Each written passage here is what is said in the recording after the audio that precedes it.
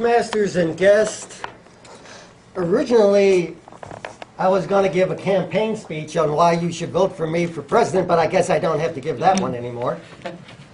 But I do have a somewhat of a personal speech that is appropriate because it does relate to my beginning at Toastmasters, and although I'm the president now, just how close I was to not standing here at all.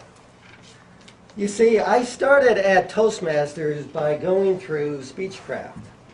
And for those of you who don't know, Speechcraft is just this, it's a quick 6-week course on public speaking.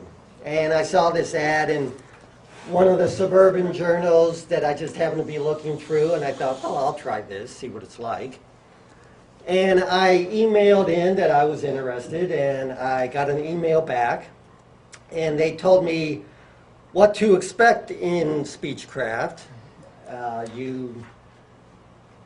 You hear other speakers give tips and notes about how to put together a speech, how to emphasize certain words, and it's a good way to take notes.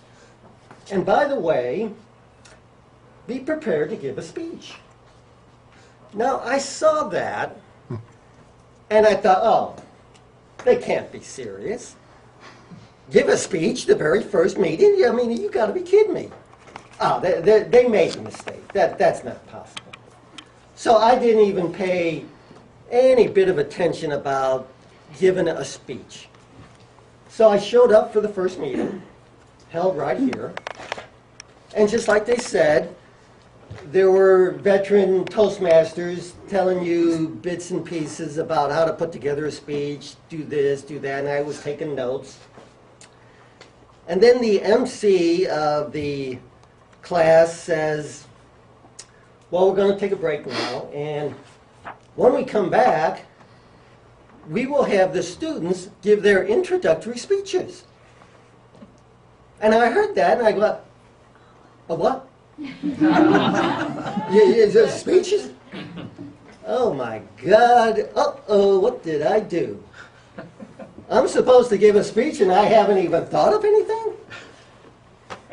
Total panic just comes right over me. What do I do? What do I talk about, for God's sakes? Where was I born? What do I do? What's my name? I don't know. I know what I can do. I'll leave. Yeah, well, why not? I mean, nobody knew who I was. I'll just leave. Oh, wait a minute. I've already paid. Just like how. So I'm stuck. I've got to come up with something here. So I've got to start thinking fast.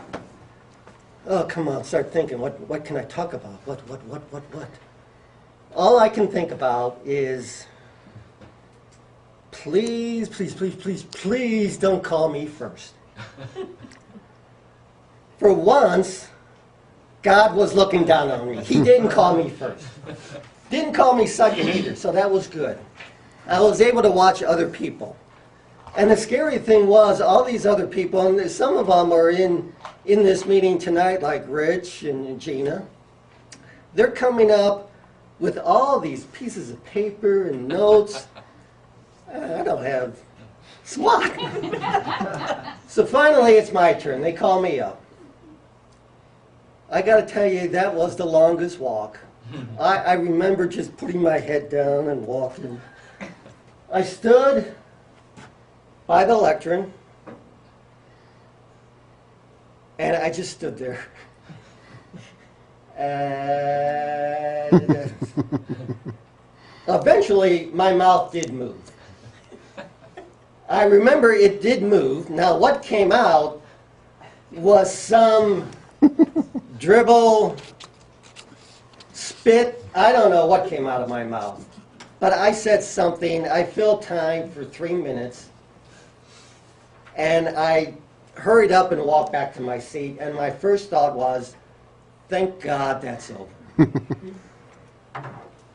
But now here comes the interesting part. The evaluation. Now my evaluator, and it was Mark Rowling, for those of you who still remember Mark, past president. He gave my evaluation. Now if he was truthful, what he would have said was, boy, it's pretty obvious that you didn't spend any time on this at all. You're totally unprepared. That was terrible. And I would have said, you know, you're right. And I would have walked right out of that door. And you never would have seen me again. But that's not what he said. What he did say was, you have the makings to be a great speaker. And when I heard that, I said, whoa, me, a great speaker? And I just sat there, I froze. A great speaker. And when I drove home that night, I thought to myself, you know something? Maybe I can do this. Maybe I can. And sure enough, that next meeting was the very next week. And this time, I did come prepared. I actually did write out a speech.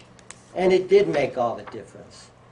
The speech was in order, it entertained the audience, and it was something I could be proud of. And that's the difference. That was just those few words were the difference from me walking out that door and me standing here in front of you being the next president of this club. So what I say to you, Toastmasters, what was the difference for you? What was it that made you come back for that second meeting? Madam Toastmaster.